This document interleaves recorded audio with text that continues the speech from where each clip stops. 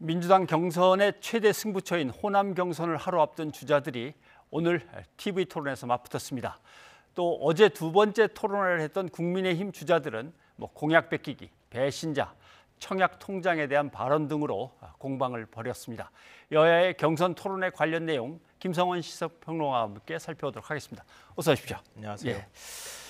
자, 민주당 대선 후보 경선의 최대 승부처, 이게 이제 호남 순회 경선이죠. 그 결과가 내일 발표되고 또 모레도 발표되고 이렇게 일정이 잡혀 있는데 드디어 TV 토론회가 그 직전에 열렸습니다. 역시 대장동 의혹이 또 핵심으로 등장하는데 한번 좀 들어보시죠. 예. 언제 토건 비리라는 걸 아셨습니까? 라고 여쭈었더니 KBS 9월 17일 보도를 보고 그렇게 아셨다고 답변을 했어요. 그렇다면 수년 동안 그걸 모르셨다는 얘기일 텐데 어떻게 모를 수가 있었을까? 몰랐다면 그것은 어떻게 우리 국민들이 해석해야 하는가? 원래 토건 세력들이 그 땅 일대를 다 사놨습니다. 지금 후보님께서도 개발 이익을 50%까지는 환수하자 이렇게 주장하시잖아요. 민간 개발이라고 하는 제3의 방법을 찾아서 공공개발 불가능하고 막아서 민간 개발은 할 수 없고 그래서 민간 자본으로 확실하게 이익을 챙겨서 시의 이익을 확보하는 걸 했는데 그게 이미 당시에 70%가 넘었단 말이에요. 그러면 잘한 거 아닙니까? 네, 얘기를 들어보면 이재명 지사를 향해서 직접적인 어떤 의혹을 제기하는 건 아니고 결국은 관리와 지휘 책임이 있는 거 아니냐, 이제 이런 얘기도 이제 슬슬 나오면서 공격을 하는 것 같습니다. 이재명 지사도 상당히 맞받아 치네요. 네, 제가 볼 땐 박용진 후보만 돋보였다 이렇게 생각하는데요. 박용진 후보가 양쪽 후보가 박용진 후보한테 먼저 주도권 토론 때 대장동 문제를 물어봤어요. 그러니까 서로 껴가지고 난감하다 이런 표현까지 박용진 후보가 얘기를 해서 다른 후보들이 웃기도 했는데요. 그러니까 박용진 후보의 입을 빌려서 하려고 했다고 하는 것은 너무 지나치게 네거티브를 하고 있다. 이런 점들을 좀 의식했던 그런 이제 토론의 일종의 전략이었던 것이라고 생각되고요. 그러니까 토론하는 과정에서 우열을 가리긴 대단히 어려웠다고 생각합니다. 근데 기본적으로 이낙연 후보의 경우에는 토론의 중간 이재명 후보한테 주도권 토론을 할 때 질문을 할 때도 이런 표현이 등장했는데요. 대장동 문제가 민주당의 짐, 정권 재창출에 걸림돌이 되지 않도록 진실을 빨리 규명해야 한다. 이렇게 얘기를 했거든요. 마지막 마무리 토론하는 과정에서도 안정적인 후보가 아닌 후보를 뽑을 때 어떤 문제가 발생하는지에 대한 언급을 했어요. 이 얘기는 뭐냐면 기존에 이낙연 후보가 계속 강조해왔던 것처럼 이렇게 의혹에 휩싸인 후보가 만약에 민주당의 후보가 될 경우에 나중에 가서 본선에 경쟁력에 문제가 생길 수 있습니다. 이런 점들을 끊임없이 이낙연 후보는 강조했다고 볼 수 있고요. 이재명 후보의 경우에는 일종의 되치기를 시도했다고 보이는데요. 그러니까 국민의힘 주장에 동조하는 주장을 하고 있다. 이렇게 지금 되치기를 하고 있는 시도입니다. 그러니까 그러면서 이재명 후보는 민간으로 갔던 걸 공용으로 내가 갖고 와서 내가 이런 성과를 올렸다. 이런 점들을 굉장히 강조하는 모습을 보였습니다. 자, 어차피 이재명 지사는 선두에 지금 서 있기 때문에 계속 다른 후보들의 공격을 받습니다. 추미애 전 장관도 상당히 이번에는 좀 공격을 가했어요. 특히 지금 대장동 개발도 부동산과 관련된 의혹이고 이재명 지사의 측근 중에 캠프에서 역시 부동산 문제로 도중 하차한 사람 있지 않냐라는 공격인데 한번 들어보시죠. 후보의 정책 브레인 이한주 정책본부장이 갑자기 사임했는데요. 보니까 강남의 아파트 2채 포함해서 전국의 토지를 보유하고 있고요. 또 가족회사인 페이퍼 컴퍼니를 만들어가지고 자녀에게 재산을 편법으로 증여한 의혹이 불거졌어요. 평소 이재명 후보의 부동산 철학하고는 정면으로 배치되는 인사인데요. 어떻게 최측근으로 활동할 수 있었는지. 전혀 그분의 부동산 보유 상황이나 재산 상황은 몰랐고 또 경기연구원장 임명 당시 도덕성 검증, 재산 검증을 다 했는데 의회에서도 문제가 되지는 않아서 저는 문제가 있는 줄은 몰랐습니다. 지금은 사퇴하셨고 저도 다 가려서 참모들이나 아니면 선거운동 중에서 잠깐 제가 마저 말씀드리겠습니다. 그 중에 문제가 있으면 안 썼으면 좋았을 텐데 사퇴를 했고 저는 매우 유감스럽게 생각하고요. LH 사태 이후에 아무튼 부동산은 걸리면 심각해집니다. 근데 어째 방어를 잘 한 것 같습니까, 전반적으로? 아니요, 이재명 지사 입장에서는 제일 아픈 지적이었을 거예요. 그러니까 이재명 지사가 경기도지사 시절에도 지금도 경기도지사이기는 하지만 경기도 공무원들한테 특히 이제 간부급 공무원들한테 집 한 채 외에는 나머지는 다 팔라 이렇게 얘기를 했거든요. 인사불이익 주겠다고 얘기를 했는데 좀 가장 뭐 측근으로 분류되는 인사라고 표현해도 무방할 것 같은데요. 그런 인사가 지금 집을 2채를 소유하고 있다. 그리고 땅도 전국에 한 10곳 정도에 있다. 뭐 이런 이제 의혹이 휩싸인 상황이란 말이에요. 그러니까 여기에 대해서는 변명의 여지가 없기 때문에 오늘도 역시 유감 표명을 다시 하는 이런 일을 모습을 보였습니다. 아마 오늘 토론회 전체를 다 합쳤을 때 이재명 지사 입장에서는 제일 아픈 구석일 거예요. 더군다나 대장동 땅 문제가 얘기가 되고 있는 상황에서 지금 측근 관리를 제대로 하지 못했다. 그러니까 왜 다른 공무원들한테는 집 팔라고 얘기하면서 측근한테는 그러면은 제 식구 감싸기 한 것 아니냐. 이런 이중잣대에 관한 논란과 연결되는 지점이 있기 때문에 아마 제일 아픈 구석이 아니었을까 싶습니다. 네. 자, 추미애 후보가 상당히 좌충우돌을 합니다. 보면은 이낙연 후보를 향해서도 선거를 어떻게 치렀길래 그렇게 엉망으로 결과가 나왔냐, 뭐 이런 얘기도 나오고 하는데 그것도 한번 좀 들어보죠. 지난 4월에 우리는 서울시장, 부산시장 보궐선거에 참패했는데요. 그 당시 상임선대위원장 후보셨습니다. 초선 5인이 나와서 후보는 안 계시고 자가격리 들어갔어요. 그때 조국 장관과 추영 갈등 때문에 패배했다. 성명서를 초선 5인이 발표했습니다. 그 뒤에는 이낙연 후보가 있었다라는 그런 일부 보도도 있었지만 저는 뭐 그렇게까지 하셨을까 생각지는 않는데요. 초선들의 성명서 내용에 동의하십니까? 부분적으로 동의하기 어려운 것이 있었고요. 그 배후에 제가 있었다는 것은 그때 처음 들었습니다. 그리고 그분들 중에 다수가 아마 이재명 후보를 돕고 계실 겁니다. 어떤 것이 부분적인지 좀 모르겠으나. 예, 쩔쩔매는 모습이 약간 이제 비치기도 하는데 어쨌거나 이제 경선 결과가 발표가 돼야 됩니다. 호남에 대해서. 그렇다면 이재명 지사는 어떻게든 절반 가까이만 갔으면 하는 것 같고 그다음에 이낙연 전 대표는 한 2자릿수 이상으로 확 벌려놔야 되는데 아마 이렇게 노리는 것 같은데 이낙연 후보의 어떤 입장이나 이런 걸 고려할 때 이번에 좀 성공할 것 같습니까? 글쎄요, 그렇게까지 뭐 격차가 벌어지거나 이런 일은 제가 볼 때는 없을 것 같고요. 대장동이 있어도? 네. 그러니까 호남에서 아무리 민심이 움직인다 하더라도 대장동 땅 문제가 어느 정도 영향을 미칠 수는 있을 것 같아요. 최근에 여론조사 추이를 봐도 그렇고 이재명 지사하고 이낙연 전 대표가 뭐 박빙이나 서로 간에 이제 경합을 벌이는 이런 수준까지 올라갔다 이런 얘기가 나오고 있거든요. 그러니까 이재명 지사 입장에서는 사실은 호남에서 과반을 얻으면서 사실 이번에 호남을 통해 가지고 완전히 이제 당내 후보로 자리 잡는 계기로 삼았으면 좋겠다고 하는 바람이 있었을 텐데 그런 바람은 실현되기는 조금 좀 어렵지 않을까 그런 생각이 들고요.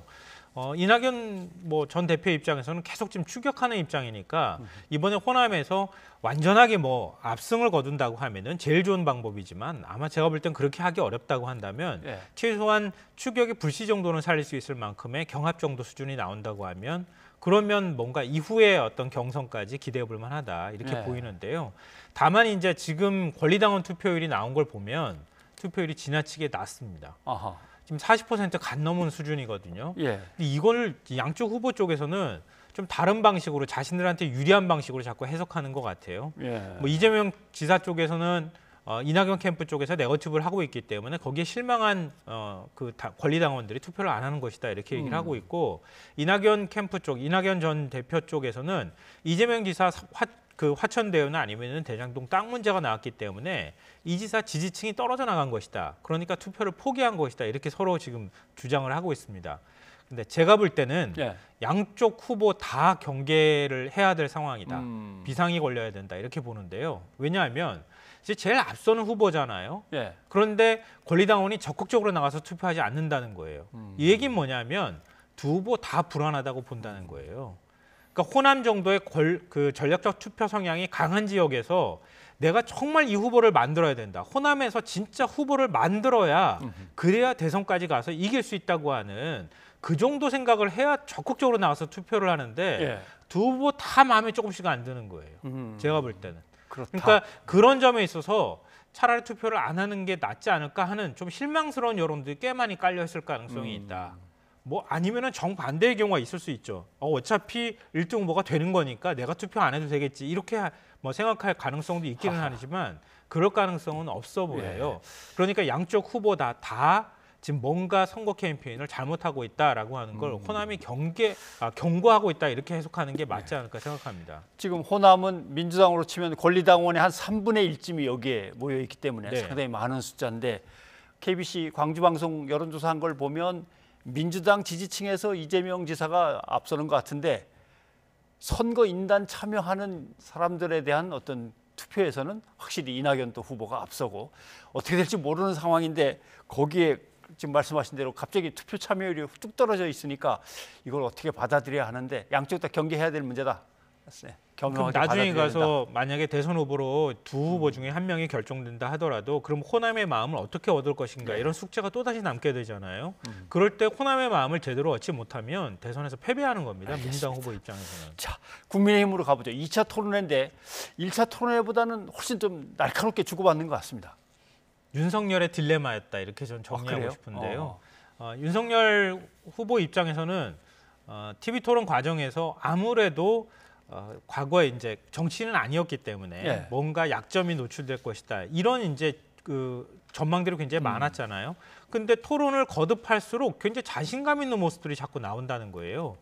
제가 볼 때는 청부 고발 의혹이 오히려 더 궁지에 몰린 상황에서 내 스타일대로 가자 이렇게 나오기 시작했던 게 일종의 이제 그 피해자라고 해야 될까요? 핍박을 받는다고 하는 프레임을 더 강화한 측면이 있다. 이미지를 강화하면 오히려 지지율이 떨어지지 않을 수 있다고 하는 자신감이 반영된 것이다.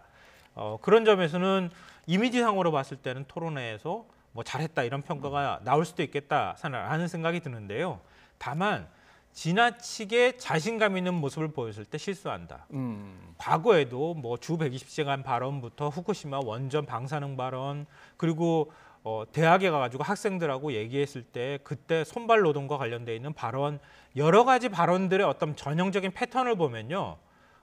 윤석열 후보가 자신감 있게 뭔가 자기 얘기를 막 쏟아내기 시작할 때 실수를 한다는 거예요. 그러면 청약 통장은 뭐 내가 집이 없어서 만들 일이 없었다. 이것도 마찬가지 차원에서. 저도 그것도 마찬가지라고 생각해요. TV 토론회 때는 철저하게 자기 사전에 준비하고 오거든요. 상대 후보가 무엇을 질문할지 미리 모범 답안을 갖고 오기 때문에 거기에서 변별력이 잘 안 생겨요. 후보들 간에. 결국은 후보가 자기의 입으로 자기 말을 할 때, 자기 생각을 할 때 거기에서 어떤 게 나오느냐 이게 중요한 건데 청약통장 발언이 딱 그런 경우에 해당될 수 있다는 거예요. 그게 지나친 자신감에 해당이 될 수 있는 사안이라는 거죠. 집이 없어서 청약통장을 가입을 안 했다고 하는 게 서민들 입장에서 보면 정반대 얘기잖아요. 그렇죠. 그러니까 이런 후보한테 부동산 정책이나 부동산 공약을 맡길 수 있겠냐라고 하는 그런 그 서민들의 실망감이 나올 수도 있고요. 특히나 뭐랄까요? 오히려 거꾸로 얘기하면 그만큼 좋은 집안에 태어나서 뭐 양 교수 부모가 다 교수잖아요. 그러니까 그런 집안에 태어나서 전혀 알지 못하는 그런 세계의 것으로 청약통장 얘기를 얘기한 것으로 비춰질 수 있고 부인과 관련돼 있는 문제도 역시 또 연결될 수 있기 때문에 이런 건 지지율에도 영향을 미칠 수 있는 사안이다.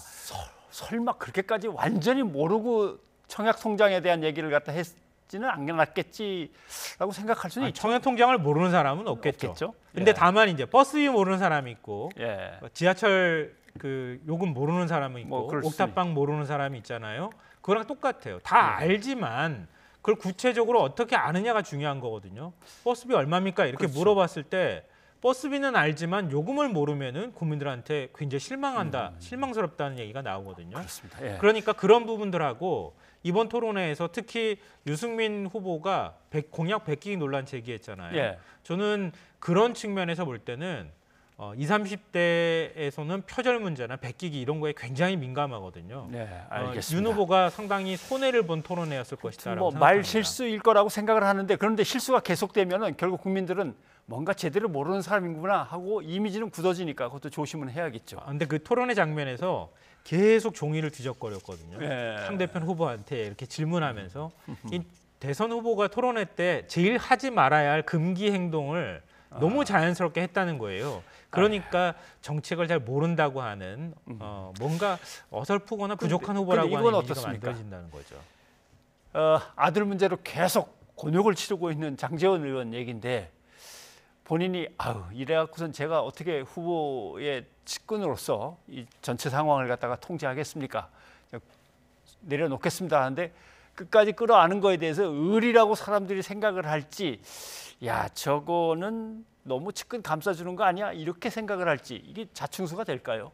공약 뺏기기 논란을 젊은 세대들이 굉장히 거부감을 가질 것이다 제가 말씀드렸잖아요.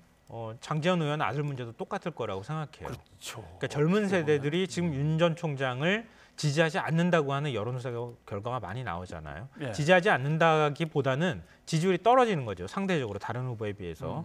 그러니까 젊은 세대들이 볼 때는 윤 전 총장이 그걸 감싼다? 과거에 정의와 공정을 내세웠던 검사 출신인데 네. 물론 연좌제 문제도 얘기할 수 있겠지만 장제원 의원의 아들은 지금 처음 있는 일도 아니고 벌써 두 번째 많이 알고 있는 사안이기도 한데요. 그러니까 그런 부분들을 아무렇지도 않게 그냥 넘어가려고 한다. 그거에 대해서는 실망하는 여론들이 적지 않을 것이다. 그러니까 중도 확장성이나 젊은 층으로 어떤 지지 확장을 하는 데 있어서는 아무래도 잘못된 선택을 한 것이 아닐까 이렇게 생각합니다. 예, 알겠습니다. 오늘 여기까지 듣도록 하겠습니다. 김성환 평론가 고맙습니다.